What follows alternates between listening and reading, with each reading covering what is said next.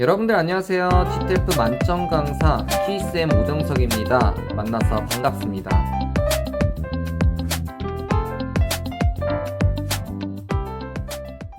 이전 영상에서는 GTF가 무엇인지, GTF 준비물, GTF 활용처, 그리고 토익하고 GTF의 차이점까지 알아봤다면 이번 영상에서는 GTF의 구성과 그리고 각 파트별 특징에 대해서 좀 더 자세하게 알아볼까 합니다. 우선 GTF는요, 총 80문제로 1시간 반 동안, 즉 90분 동안 여러분들이 시험을 치르게 되는데요. 총 3가지 영역으로 나눠져 있습니다. 문법, 청취, 그리고 독해, 어휘로 나눠져 있어요. 문법은 26문제로 총 20분 동안 여러분들이 시험을 치르고요.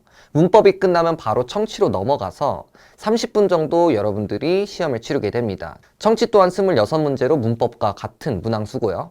그리고 청취가 끝나자마자 바로 독해, 어휘를 하는데 40분 동안 총 28문제를 풀게 됩니다. 그러면은 각 영역별로 어떻게 구성되어 있는지 또 더 자세하게 들어가 보도록 하겠습니다. 우선 GTF 문법은요, 굉장히 독특하게도 타 시험과 달리 정해져 있는 문법 요소들이 출제가 되고요. 그리고 그 정해져 있는 요소들 중에서 그 각 문법 요소마다 몇 개가 출제되어 있는지 출제 개수가 고정되어 있는 특징을 갖고 있습니다.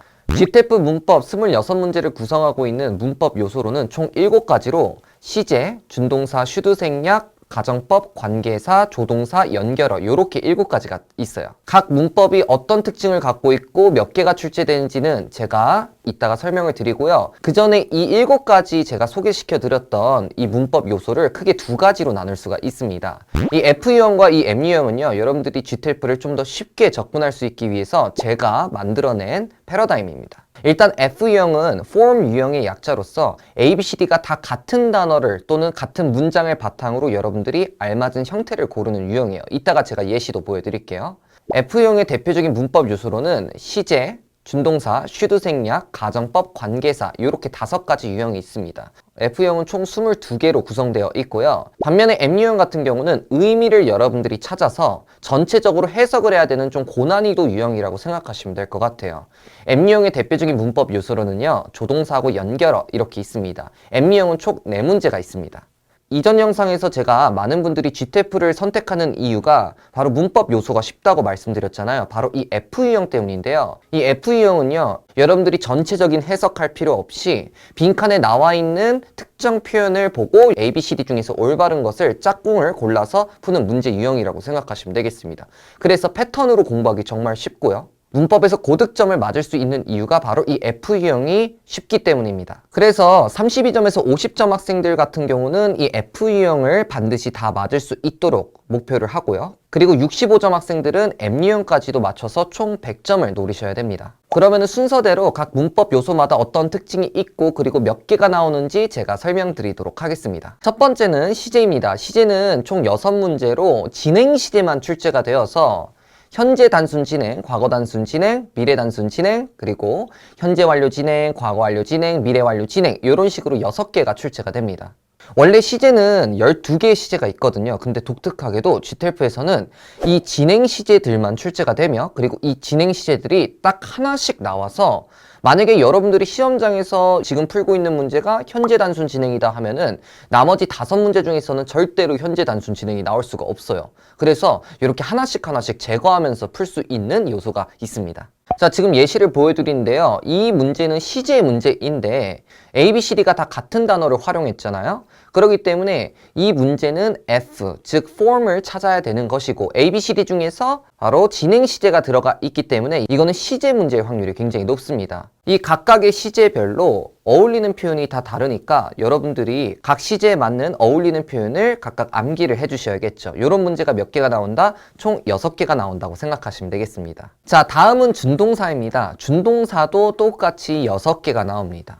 준동사 하면은 대표적으로 원래 투부정사, 동명사, 분사 이렇게 가르치는데요.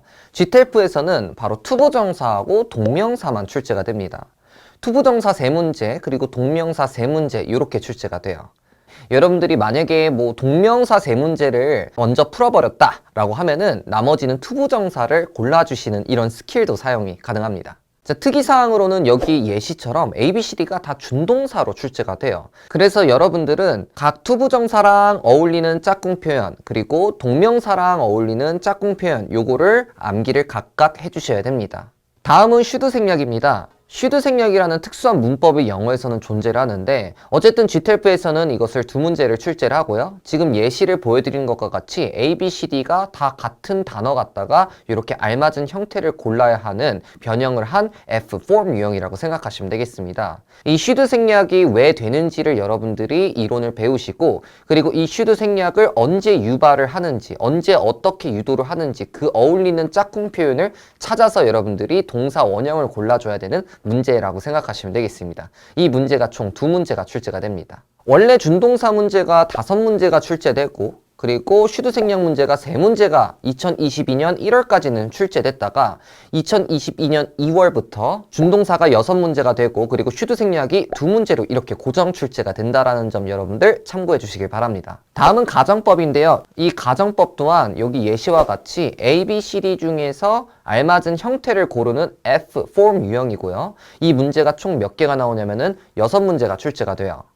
이 가정법 같은 경우는 원래 가정법 과거, 그리고 가정법 과거 완료, 이렇게 두 가지 유형이 나오는데, 각각 가정법 과거는 3문제, 그리고 가정법 과거 완료는 3문제, 이렇게 출제가 됩니다. 쉬운 난이도 또는 평균 난이도라면 이렇게 3개 균등하게 여러분들이 풀어주실 텐데, 작년부터 2022년부터는 가정법의 난이도가 조금 더 상승을 하게 되어서 혼합가정법이나 아니면은 if절의 동사의 형태 또는 if의 생략, 막 요런 다양한 요소들이 있거든요. 그래서 이런 부분까지도 함께 한 문제 정도는 출제 같이 된다고 생각하시면 될 것 같아요.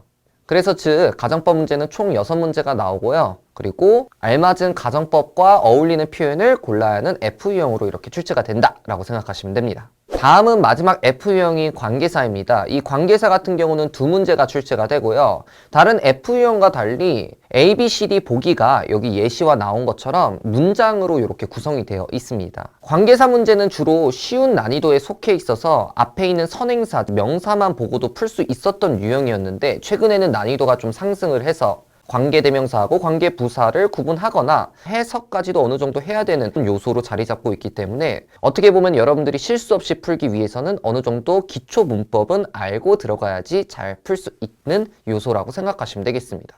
다음은 조동사입니다. 조동사는요, 아까 제가 설명드렸던 M, 미닝을 찾아야 되는 유형으로 전체적인 해석을 하는 문제로 총 2문제가 출제가 됩니다. 각각의 조동사의 쓰임에 대해서 여러분들이 반드시 알아야 되고요. 특징으로는 여기 예시와 같이 A, B, C, D가 다 뭐다? 조동사로 이루어져 있고, 여러분들이 전체적인 해석을 통해서 풀어야 되기 때문에 좀 고난이도에 속한다고 생각하시면 될 것 같아요.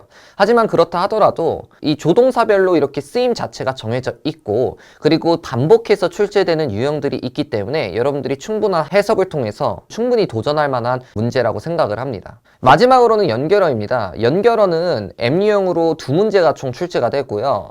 이 연결어의 종류로는 전치사, 접속사, 접속부사 이렇게 있습니다. 접속부사가 가장 많이 출제가 되지만 이 3가지 중에서 어떤 것이 2문제로 출제되는지 모르기 때문에 여러분들이 각각의 연결어의 전치사, 접속사, 접속부사의 쓰임들을, 그리고 종류들을 다 암기를 하셔야 되고, 그리고 가장 적절하게 문맥상 논리적으로 연결해주는 연결어를 여러분들이 A, B, C, D 중에서 맞추면 되겠습니다.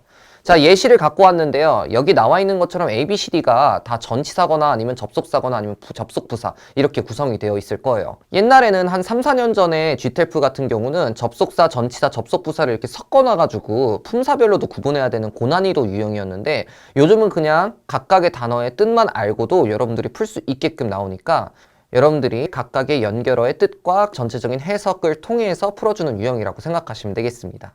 각 문법 요소는 이렇게 구성이 되어 있고요. 원래는 더 자세하게 들어가자면은 한 문법 요소당 막 3, 40분 이렇게 설명을 해줘야 돼요. 그리고 연습 문제까지 하면 더 할 수도 있겠죠. 이번 영상에서는 간단하게 문법 요소가 이런 게 주로 출제가 되고, 이런 문제들이 몇 문제가 출제되는지 설명해 놨고요. 나머지 문법 같은 경우는 여러분들이 앞으로 영상을 기대해 주시거나, 아니면은 저의 채널 영어에 빠진 키위 유튜브에 가시면은 각 문법 요소별로 이론 설명을 넣어 놨고요. 그리고 출제 방향과 그리고 스킬 같은 것도 제가 알려드렸습니다. 그래서 요거 제 채널 한번 놀러 가셔가지고 여러분들이 한번 확인해 주셔도 괜찮을 것 같네요.